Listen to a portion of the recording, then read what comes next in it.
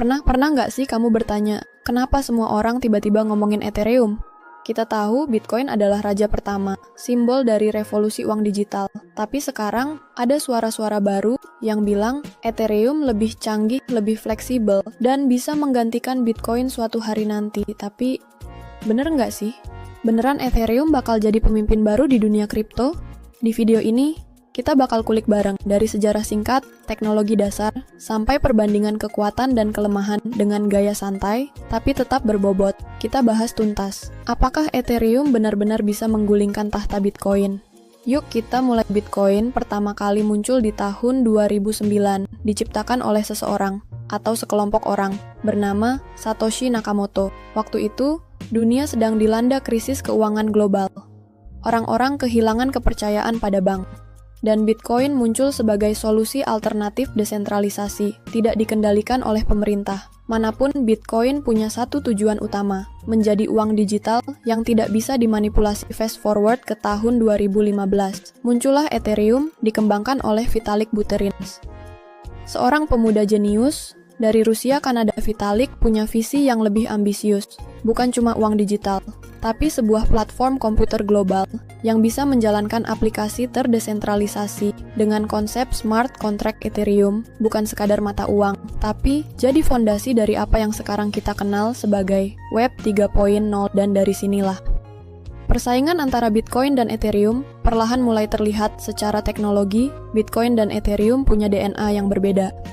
Bitcoin itu ibarat kalkulator sangat spesifik, cuma fokus pada satu hal, mentransfer nilai efisien dan aman. Tapi Ethereum itu seperti komputer, bisa menjalankan program, bikin aplikasi, bahkan game lebih kompleks, tapi juga lebih fleksibel. Bitcoin menggunakan mekanisme proof of work yang mengandalkan penambangan dengan energi besar, sementara Ethereum sudah beralih ke proof of stake, yang lebih hemat energi dan cepat. Bitcoin punya supply terbatas, 21 juta koin. Ethereum tidak terbatas, tapi dikontrol dengan algoritma inflasi. Perbedaan ini bikin banyak orang percaya Ethereum lebih scalable untuk masa depan. Tapi, tunggu dulu, skalabilitas bukan segalanya. Ada banyak faktor lain yang kita harus lihat.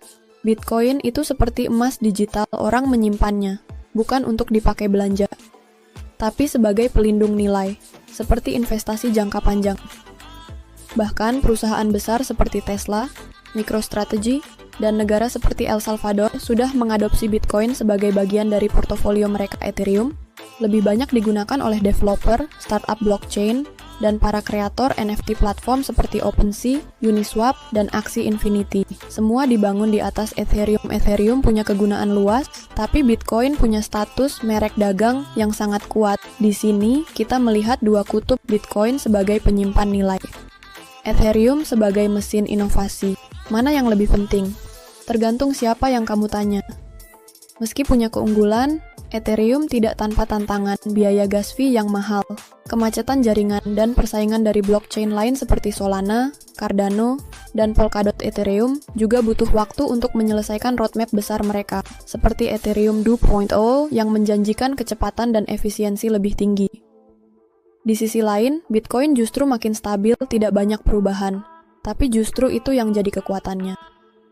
Investor besar lebih nyaman dengan sesuatu yang tidak berubah-ubah, sementara developer muda cenderung lebih suka eksperimen dan inovasi. Jika Ethereum gagal menyederhanakan teknologi mereka atau gagal menjaga keamanan dan kecepatan, bisa-bisa keunggulannya justru jadi bumerang. Jawaban singkatnya, mungkin tidak.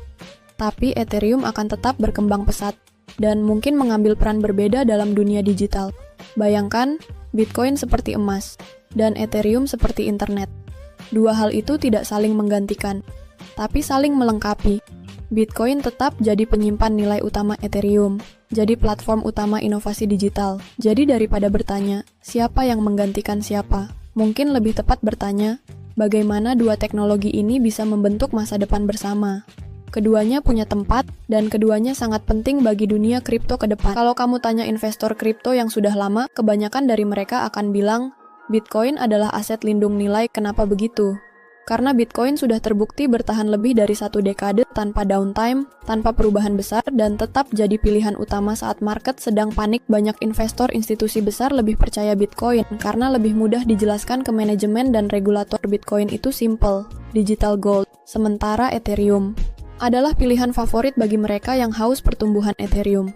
Ibarat perusahaan teknologi di awal tahun 2000-an, banyak inovasi, cepat berkembang, tapi juga berisiko tinggi dan rentan fluktuasi. Buat kamu yang mau main aman, Bitcoin bisa jadi pilihan lebih tenang. Tapi, buat kamu yang siap ambil risiko dan ikut gelombang inovasi, Ethereum bisa memberi peluang besar. Penting untuk memahami, Bitcoin dan Ethereum bukan musuh, tapi dua pilihan investasi dengan karakteristik yang berbeda. Dan itu bukan soal siapa yang lebih baik, tapi siapa yang lebih cocok dengan tujuan finansialmu. Satu hal yang sering dilupakan dalam debat Bitcoin versus Ethereum adalah filosofi dan tujuan sosial yang mendasari keduanya.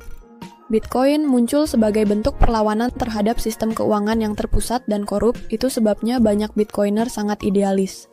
Mereka percaya pada kemandirian finansial, privacy, dan kebebasan Ethereum. Lebih kolaboratif dan eksperimental, Vitalik Buterin bahkan sering berbicara tentang filosofi teknokrasi dan efisiensi sosial Ethereum, mencoba menciptakan sistem baru, di mana semua orang bisa membangun aplikasi, tanpa bergantung pada perusahaan besar seperti Google atau Facebook. Jadi, di balik teknologi dan harga, ada dua ideologi yang saling melengkapi, Bitcoin sebagai bentuk kebebasan individual, Ethereum sebagai sarana inovasi kolektif. Kalau dunia ini adalah game strategi besar, Bitcoin dan Ethereum bermain di level yang berbeda, tapi menuju visi masa depan yang sama. Dunia yang lebih terbuka, adil, dan terdesentralisasi. Bayangkan 5 tahun dari sekarang. Ethereum sukses menyelesaikan semua upgrade jaringan mereka, jadi sangat cepat, murah, dan aman. Aplikasi DeFi bisa digunakan siapa saja, tanpa perlu paham coding atau punya modal besar NFT. Jadi identitas digital smart contract mengatur sistem voting, pajak, bahkan pernikahan. Jika itu terjadi, dominasi Ethereum bisa benar-benar menyalip Bitcoin, bukan dari segi harga, tapi dari segi penggunaan harian dan integrasi sosial. Tapi ingat, itu semua baru skenario. Karena teknologi bukan cuma soal kecanggihan, tapi juga soal adopsi, regulasi, dan kepercayaan publik. Dan seperti kita tahu, dunia ini nggak selalu rasional setelah semua yang kita bahas. Mulai dari sejarah, teknologi, ideologi, hingga masa depan, jelas terlihat satu hal. Bitcoin dan Ethereum bukan saling meniadakan, tapi saling melengkapi. Bitcoin adalah fondasi keuangan digital. Ethereum adalah mesin inovasi digital. Keduanya penting, keduanya dibutuhkan, dan keduanya membuka jalan menuju dunia baru yang lebih terbuka, transparan, dan inklusif. Jadi apakah Ethereum akan menggantikan Bitcoin?